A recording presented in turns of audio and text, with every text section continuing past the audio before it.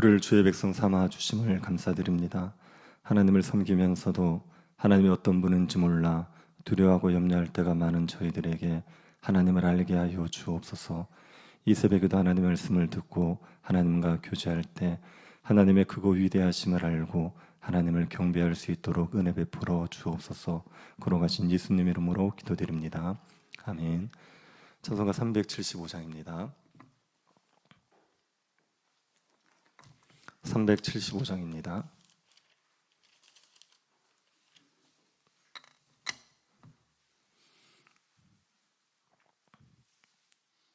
(375장입니다)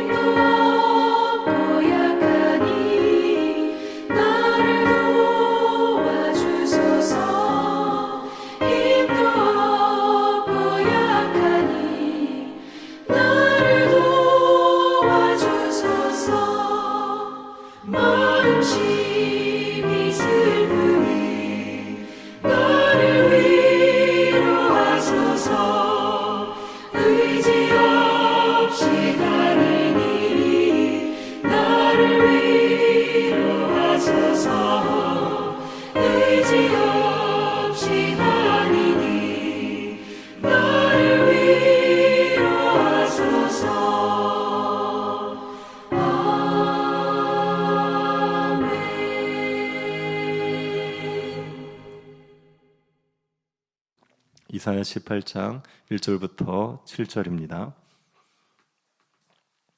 이사야 18장 1절부터 7절 말씀입니다. 찾아서 한 절씩 교도하도록 하겠습니다. 찾으셨으면 교도하도록 하겠습니다. 슬프다 구스의 강 건너편 날개치는 소리 나는 땅이여,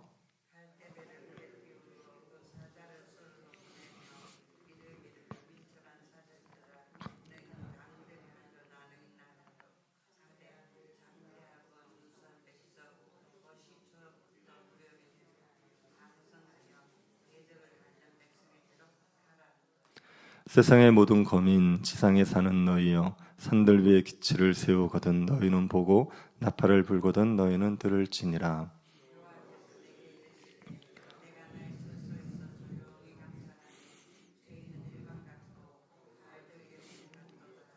주사하기 전에 꽃이 떨어지고 포도가 맺혀 익어갈 때 내가 낫추로 그 연한 가지를 베며 퍼진 가지를 찍어버려서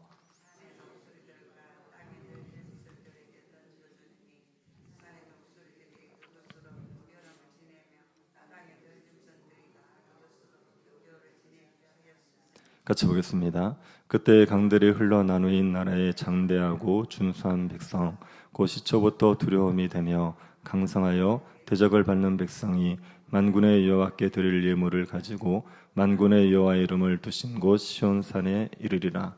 아멘. 기업의 회장은 기업의 일을 결정할 권한이 있습니다. 그래서 기업에서 어떤 일을 처리하려면 다른 사람이 아닌 회장의 호의를 얻어야 됩니다. 그런데 부장이라는 사람이 기업의 회장을 제쳐두고 사장의 도움을 받기 위해서 발에서 땀이 나도록 뛰어다닌다고 생각해 보십시오. 마치 사장이 모든 결정권이 있는 것처럼 사장을 의지한다고 해보십시오. 회사의 회장 입장에서는 기가 막히지 않겠습니까? 사장을 의지하려는 부장이 얼마나 한심해 보이겠습니까? 그 무지함에 한탄을 하게 됩니다. 하나님께서 세상을 보실 때도 한탄을 하시지 않겠습니까? 하나님께서 세상의 주권자이십니다. 열방을 티끌처럼 날려버리실 수 있는 분이 하나님입니다. 그런데 그 하나님을 의지하지 않고 힘 있는 나라를 의지하는 모습을 보면 한탄이 절로 나오게 됩니다. 오늘 본문은 하나님을 의지하지 않고 강대국을 의지하려는 나라들의 어리석음으로 인한 한탄하시는 하나님의 모습을 보여주고 있습니다. 1절을 다시 한번 보시기 바랍니다. 슬프다 구스의 강 건너편 날개치는 소리나는 땅이여. 하나님께서 슬퍼하신다고 하시지요. 하나님께서 한탄을 하시는 겁니다. 왜 한탄을 하십니까? 구스로 인하여서 한탄을 하십니다. 구스는 나일강 네 번째 폭포 남쪽에 위치한 땅입니다. 오늘날 에티오피아 땅입니다. 구스는 날개치는 소리가 나는 땅입니다. 날개치는 소리 나는 땅이라는 말은 곤충이 많은 땅이라는 의미일 수 있지만 배가 많은 땅이라는 의미로 본 게 낫습니다.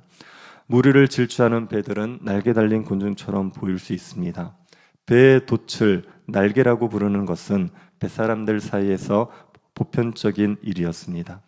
그래서 구스 땅은 배들이 많은 땅이라고 말하고 있는 것입니다. 이 구스 땅은 이스라엘에게는 땅끝에 있는 나라지요. 땅끝에 있는 구스를 보면서 하나님께서 슬퍼하십니다.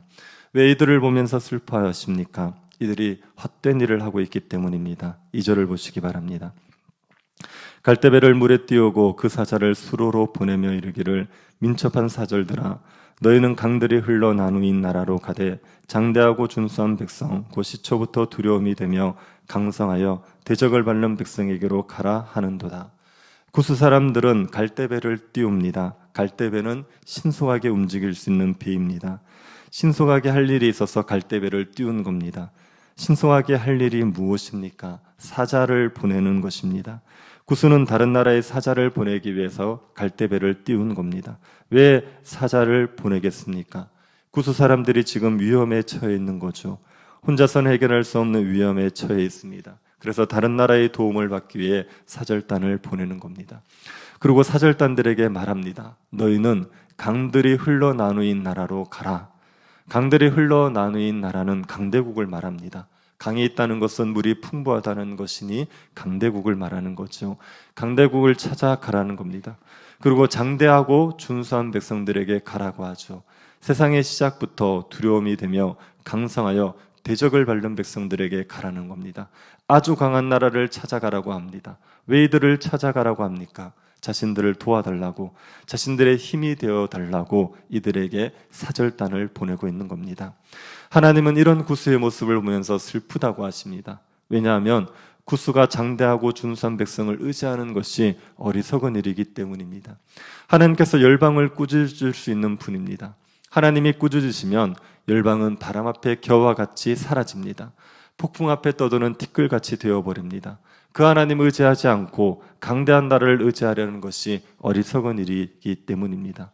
하나님은 구스뿐 아니라 세상 모든 나라가 하나님이 어떤 분인지를 알기를 원하십니다. 3절을 보시기 바랍니다. 세상의 모든 거민 지상에 사는 너희여 산들 위에 기치를 세우거든 너희는 보고 나팔을 불거든 너희는 들을 지니라. 세상의 모든 거민과 지상에 사는 사람들에게 하나님께서 말씀하십니다. 산들 위에 기치를 세우면 보라, 나팔을 불면 들으라 말씀하십니다. 산들 위에 기치를 세운다, 나팔을 분다는 것은 하나님께서 심판하실 때를 말합니다. 군기를 높이 들고 나팔을 부는 일은 군사를 움직일 때 하는 일이죠. 하나님께서 하나님의 군대를 모아서 심판하시는 날이 기치를 세우고 나팔을 부는 날입니다. 그때가 되면 세상 모든 거민들은 보게 될 것입니다. 하나님께서 열방을 다스리는 분이라는 것을 보게 될 겁니다. 그때에는 지상에 사는 모든 사람들이 하나님이 온 땅에 주가 되신다는 것을 알게 되는 겁니다. 하지만 그 전까지 하나님은 소리 없이 일하십니다. 4절을 보시기 바랍니다. 여호와께서 내게 이르시되 내가 나의 처소에서 조용히 감찰함이 쬐이는 일광 같고 가을 더위의 운무 같도다. 하나님이 조용히 감찰하고 계십니다. 쬐이는 일광 같고 가을 더위를 가라앉히는 이슬 구름처럼 조용히 일하십니다. 내리쬐는 햇볕은 요란하지 않습니다. 하지만 많은 일들을 하고 있습니다. 뜨거운 햇빛들로 인하여서 얼마나 많은 일들이 일어납니까? 식물들이 자라고 생명이 살아 움직이게 됩니다. 가을 더위의 운무도 소리가 없습니다. 소낙비처럼 요란하게 소리를 내며 내리지 않습니다. 그러나 가을 더위의 운무는 이슬 구름은 수많은 일들을 합니다. 싹이 트게 하고 풀이 자라게 하고 나무가 무성해지고 동물들이 목을 축이게 해줍니다. 조용하지만 수많은 일을 하는 것이 이슬 구름입니다. 하나님께서는 내리쬐는 햇빛처럼 이슬 구름처럼 조용히 세상에서 역사하십니다. 기치를 세우고 나팔을 부는 날이 오기 전까지 하나님께서는 아무 소리 내지 않으시지만 세상을 살리고 세상을 움직이는 일을 하고 계십니다. 조용히 세상을 감찰하신 하나님께서 때가 되면 기치를 들고 나팔을 불면서 심판하십니다. 5절을 보시기 바랍니다. 추수하기 전에 꽃이 떨어지고 포도가 맺혀 익어갈 때에 내가 낯으로 그 연한 가지를 베며 퍼진 가지를 찍어 버려서 추수하기 전에 꽃이 떨어지고 포도가 맺혀 익어갈 때에 가지치기를 해야 됩니다. 열매를 맺지 못하는 가지를 쳐내야 열매가 탐스럽게 익게 됩니다. 그래서 가지치기를 할 때가 되면 농부는 때를 놓치지 않고 가지를 쳐냅니다. 하나님께서도 가지치기를 할 때가 되면 때를 놓치지 않고 가지를 치십니다. 이 말은 하나님이 심판하신다는 말입니다. 하나님을 대적하는 나라를 하나님께서 심판하십니다. 그들이 아무리 강대해도 하나님께서는 때가 되면 심판하십니다. 그리고 그들의 시체를 새와 들짐승의 먹이로 주십니다. 6절을 보십시오. 산의 독수리들과 땅의 들짐승들에게 던져주리니 산의 독수리들이 그것으로 여름을 지내며 땅의 들짐승들이 다 그것으로 겨울을 지내리라 하셨습니다. 하나님께서 가지치기를 한 나라를 산의 독수리에게 땅의 들짐승에게 던져주십니다. 그러면 산의 독수리들은 그것을 먹이로 삼아 여름을 지내고 땅의 들짐승들은 그것을 먹이로 삼아 겨울을 나게 되는 겁니다. 하나님의 심판으로 무수히 많은 사람들이 죽게 될 것을 말하는 겁니다. 히스기야 때 아수르의 대군이 유다를 공격해서 예루살렘을 포위한 적이 있습니다. 하나님께서 잠잠히 보고 계셨지만 때가 되었을 때 아수르의 대군을 하루아침에 죽이셨죠. 18만 5천 명을 하루아침에 죽게 하셨습니다. 그들의 시체를 새와 들짐승의 먹이가 되게 하셨습니다. 그 많은 시체들로 인하여서 새는 여름 동안 먹을 것을 걱정하지 않아도 되지 않았겠습니까? 그 많은 시체들로 인하여서 들짐승들은 겨울을 날 수 있지 않았겠습니까? 하나님께서는 하나님을 대적하는 나라를 심판하셔서 새와 들짐승의 먹이가 되게 하시는 겁니다. 이 하나님의 심판의 날이 되면 사람들은 하나님이 어떤 분인지를 알게 됩니다. 그분께서 열방을 통치하시는 분이라는 것을 알게 됩니다. 그래서 사람들을 의지하던 강대한 나라들도 하나님께 사신을 보내 예물을 바치게 됩니다. 7절을 보십시오. 그때 강들이 흘러 나누인 나라에 장대하고 준수한 백성, 곧 시초부터 두려움이 되며 강성하여 대적을 밟는 백성이 만군의 여호와께 드릴 예물을 가지고 만군의 여호와 이름을 두신 곳 시온산에 이르리라. 하나님께서 하나님을 대적하는 나라를 심판하실 때 강들이 흘러 나누인 나라가 하나님께 예물을 바치기 위해서 시온산에 이르게 되는 겁니다. 강들이 흘러 나누인 나라는 구스가 의지하려던 나라입니다. 장대하고 준수한 백성이어서 구스가 의지하던 나라인데 그 나라가 하나님께 예물을 바치기 위해 시온산에 이르게 되는 겁니다. 아무리 강대한 나라라도 결국은 하나님 앞에 무릎을 꿇고 하나님을 섬기게 됩니다. 그런데 구스가 하나님을 의지하지 않고 강대한 나라를 의지하려고 있으니 하나님이 슬프다 한탄하시는 겁니다. 구스만 이런 어리석은 일을 하고 있다면 덜 애써가겠죠. 그런데 하나님의 백성이라고 하는 이스라엘도 이런 어리석은 일을 하고 있습니다. 하나님께서 열방을 통치하시는 분인데, 열방을 흩어버릴 수 있는 분인데 그 하나님을 의지하지 않고 장대한 나라, 강대한 나라를 의지하려고 하고 있는 겁니다. 이게 얼마나 애석한 일입니까? 그래서 하나님께서 한탄하십니다. 하나님이 열방을 통치하시는 분이라는 것을 알고 하나님을 의지하는 것이 지혜로운데 그 하나님을 의지하지 않는 이스라엘을 보면서 또 세상 사람들을 보면서 하나님께서 한탄하시는 겁니다. 여러분, 우리가 하나님이 아닌 힘이 있는 사람을 의지하면 하나님께서 슬퍼하십니다. 한탄을 하십니다. 이 땅의 모든 것들은 다 하나님 앞에 예물을 드릴 수밖에 없습니다. 아무리 강대한 나라라도 하나님을 섬길 수밖에 없습니다. 그런데 하나님을 섬긴다는 백성이 힘 있는 사람을 의지한다는 것은 어리석은 거지요. 힘 있다는 사람들도 다 하나님 앞에 엎드릴 텐데 그들을 의지하는 것은 하나님을 모욕하는 것입니다. 우리가 강대한 나라들도 결국은 하나님께 예물을 가지고 오게 될 것을 믿읍시다. 하나님께서 열방을 다스린다는 것을 믿읍시다. 그 하나님만 믿고 하나님만 의지하기를 힘쓸 수 있게 되기를 바랍니다. 사람을 의지하지 않고 하나님을 의지하는 훈련을 하십시오. 사람들에게 아쉬운 소리하고 사람들에게 잘 보이려서 살아가는 삶을 버리고 하나님 한 분만을 의지하는 삶을 훈련하셔야 됩니다. 허드슨 테일러라고 중국 선교의 아버지라고 하시는 분이 있습니다. 그분이 선교사로 나가기 전에 한 가지 훈련을 했습니다. 자신이 사람에게 구하지 않고 하나님 앞에 구하여 받는 훈련을 했습니다. 그분이 어떤 직장에서 일을 하고 있었는데 그 직장의 사장이 월급날이 되면 알아서 이제 월급을 챙겨줘야 되는 겁니다. 그런데 그분이 월급을 챙겨주지를 않는 거지요. 그때 허드슨 테일러가 그분에게 직접 돈을 달라고 월급을 달라고 말하지 않고 하나님 앞에 기도만 하는 겁니다. 하나님께서 내 기도를 들으셔서 그분으로 하여금 나에게 월급을 챙겨주도록 해달라고 기도만 하는 겁니다. 그것은 훈련을 위해서였습니다. 본인이 선교사로 나갔을 때 사람들에게 돈을 달라고 후원해달라고 말하지 않고 하나님 앞에 구하여서 하나님이 주시는 것으로 내가 살겠다, 그런 마음으로 훈련한 겁니다. 그래서 그 사장에게 아무 얘기하지 않고 계속 기도만 했습니다. 그랬더니 그 사장이 적절한 때에 그 허드슨 테일러에게 월급을 내가 주지 않지 않았느냐, 그러면서 월급을 챙겨준 일이 있었습니다. 그런 일을 경험하면서 이분이 뭘 확신하냐 하면 하나님이 기도를 들으시는구나, 하나님께서 나에게 응답하시는구나, 그런 확신을 가지고 사람을 의지하지 않고 하나님만 의지하면서 선교를 합니다. 그래서 선교를 하면서 단 한 번도 사람들에게 아쉬운 소리를 하지 않습니다. 필요한 것이 있으면 하나님께 구하는 겁니다. 그리고 하나님이 공급하시는 것으로 그 힘든 선교를 감당하였습니다. 우리가 이런 훈련을 할 필요가 있습니다. 사람 의지하지 않고 하나님만 의지하는 훈련을 할 필요가 있습니다. 하나님께서 열방을 통치하시고 다스리시는 분이십니다.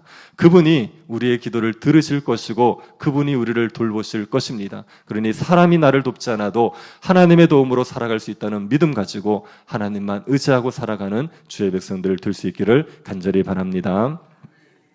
하나님께서 열방의 통치자이심을 알게 하여 주심을 감사드립니다.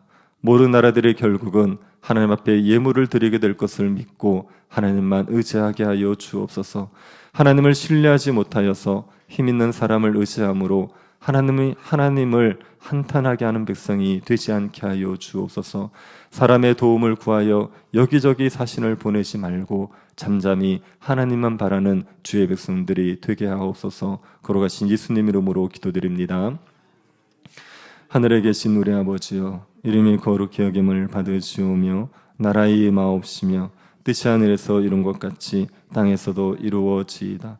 오늘날 우리에게 일용할 양식을 주옵시고 우리가 우리에게 죄 지은 자를 사하여 준 것 같이 우리 죄를 사하여 주옵시고 우리를 시험에 들게 하시 마옵시고 다만 악에서 구하옵소서.